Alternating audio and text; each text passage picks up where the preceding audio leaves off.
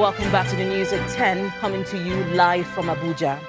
Now, still on health issues, the World Health Organization is calling on the Nigerian government to urgently increase domestic funding for routine immunization in order to bridge existing gaps and reduce the nation's infant and child mortality rate.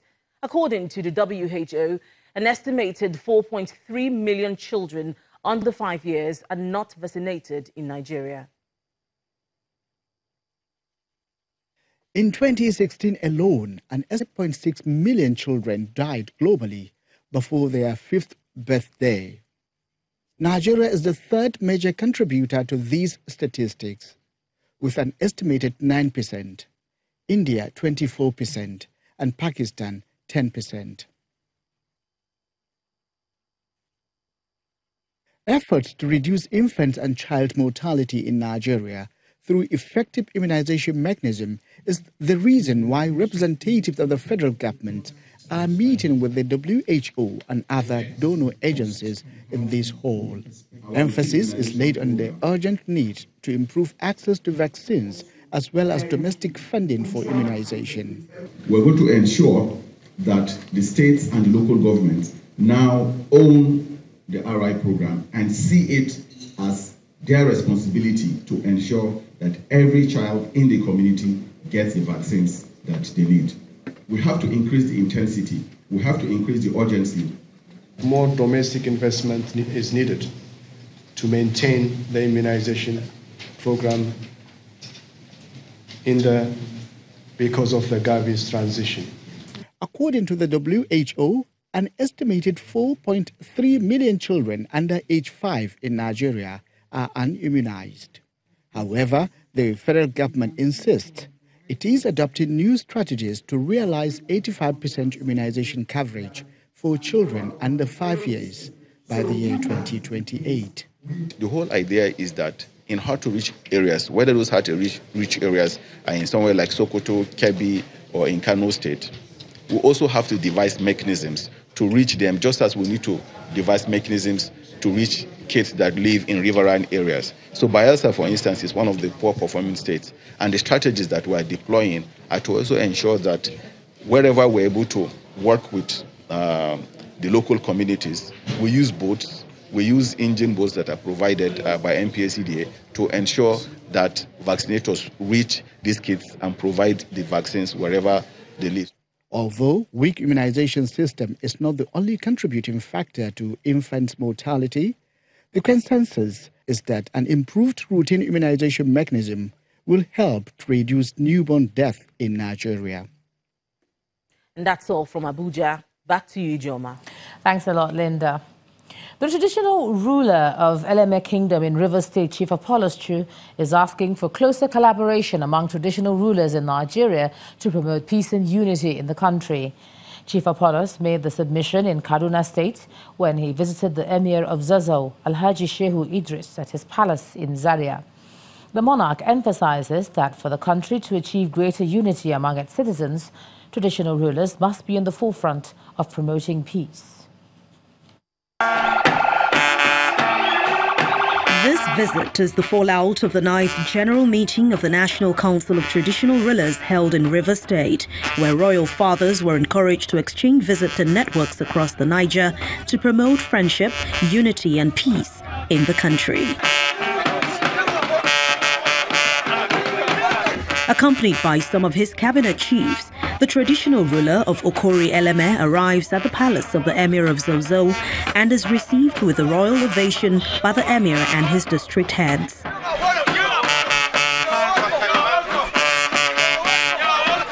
In line with the tradition of the palace, prayers are offered for the unity of the country. A firm believer in the unity and rapid development of Nigeria, Chief Pt.3 tells his host the purpose of his visit. I believe in one unity of this country. That's why I want to introduce the idea where we synergize ourselves. Traditional ruler need to mix up with the other traditional ruler. On his part, the Emir of Zazzau describes the visit of his counterpart as a step in the right direction. We feel highly grateful by your visit. Traditional rulers should do everything humanly possible to promote unity through visit of this kind. So your visit is it's just like the way and manner we had discussed at the national meeting of traditional rulers. The high point of the visit is the decoration of the Eleme traditional ruler with the Zauzau Emirate traditional regalia by his host and presentation of other gift items. Traditional institutions are institutions that, if we use them very well, they can, bring back that lost glory as far as the unity of the nation is concerned. The purpose of this visit was integration to oneness. Nigeria is still as a whole. You can see problem all over the country.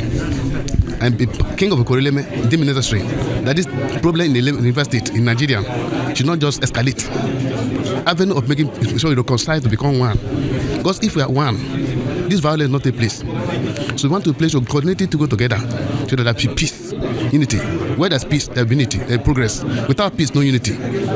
With traditional institutions spearheading this advocacy for the peaceful coexistence among Nigerians, the bridges of unity are certain to be stronger and more effective. The Shell Petroleum Development Company has built a multi-purpose town hall for the people of Ugborodo as part of its corporate social responsibility. The 500-capacity multi-purpose edifice was commissioned by the Olu of Warri.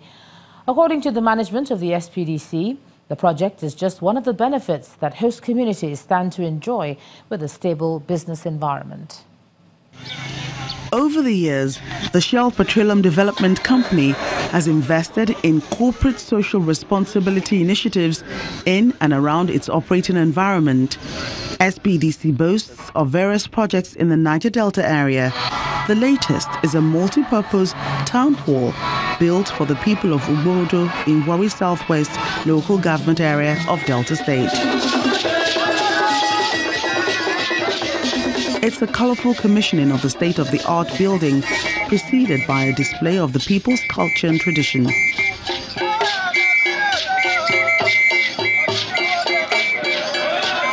The Olu of Warri, flanked by officials of SPDC and other palace chiefs, performs this important assignment of formally declaring the town hall open for use.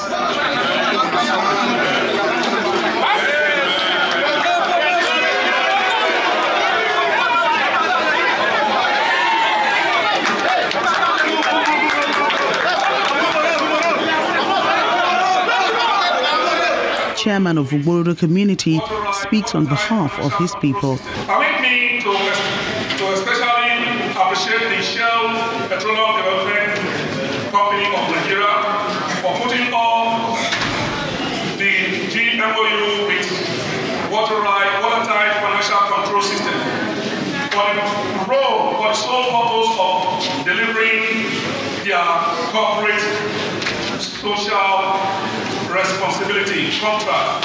The management of SPDC reiterates the company's commitment to the welfare of host communities. It is my belief that this project will contribute to the socio-economic and cultural development of the Ugborodo community. I wish to appeal to members of the community to support the Ugborodo Project Community Trust to ensure the maintenance of this town hall.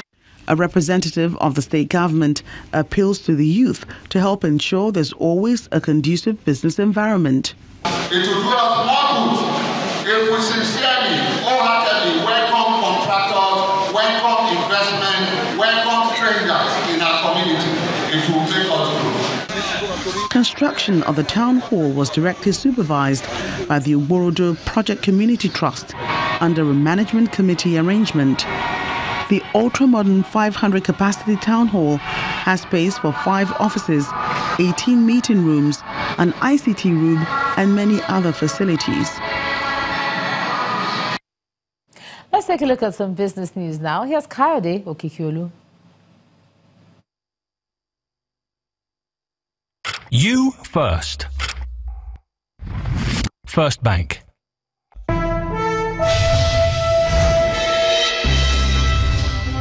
Thank you, Joma, and welcome to Business News. Economic growth in sub-Saharan Africa is projected to pick up modestly from 2.8% in 2017 to 3.4% this year. Now, the recovery, which is expected to be broad-based, is projected to reflect in two-thirds of countries in the region. Our correspondent Chimeze Obiwagu now reports. It's the fifth day of the deliberations ongoing here at the spring meeting. Discussions focus more on regional and country specifics. Africa and Nigeria in particular are not left out. The Africa Department of the IMF deals with that. Inside this room are mainly journalists from African countries, eagerly waiting to hear what the future holds for their various countries.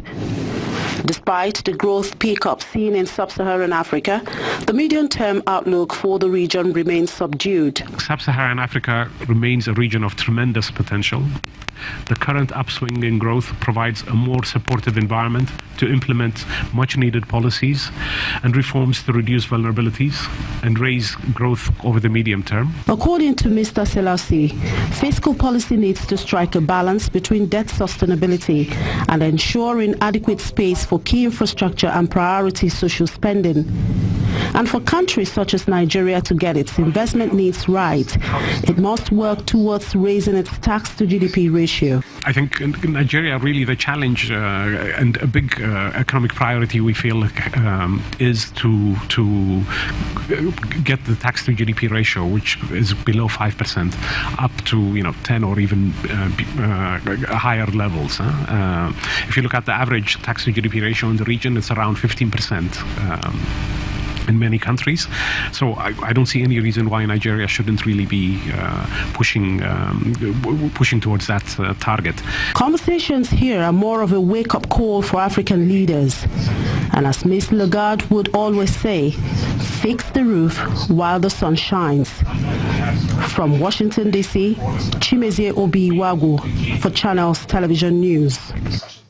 Meanwhile, the Minister of Finance, Mrs. Kemi Adeosun, has described the nation's debt-to-GDP ratio of 21% as sustainable. Now, she made the point in her explanations on government's revenue generation strategies while reacting to the IMF's position on Nigeria.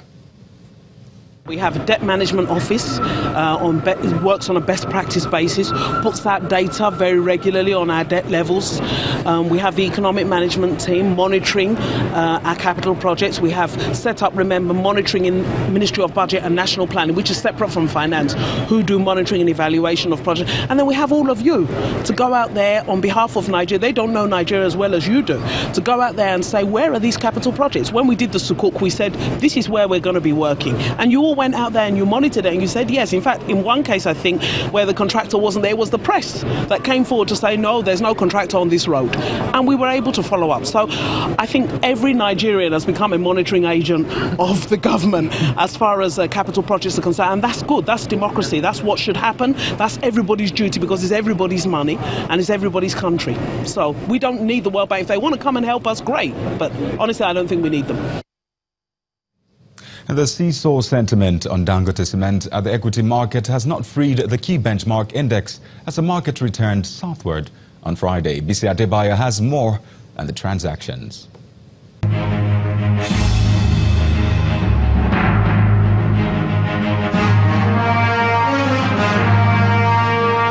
Hello and welcome to the Stock Market Report. The zigzag movement on the equity prices ended southward on Friday as previous gains were chopped by 14 basis points on declines recorded in some bellwethers. Traded volume came in at 242 million over some 5,746 deals as the banking sector maintained its position on the activity chart led by investors' reaction to Zenith Bank's first quarter report. Like the consumer goods names, the industrial sector dragged today on the effects of a 1.19% decline in Dangote cement, with a negative market breadth of 19 advances to 28 laggards. The choppy trading session is expected to continue next week as investors await news to drive sentiment. And that's it on the Stock Market Report. I am Bisi Adebayo. Thank you, Bissy. Well, ahead of a BRVM investment days in London, African markets are maintaining buy position. Now let's see the market sentiment from other parts of the world.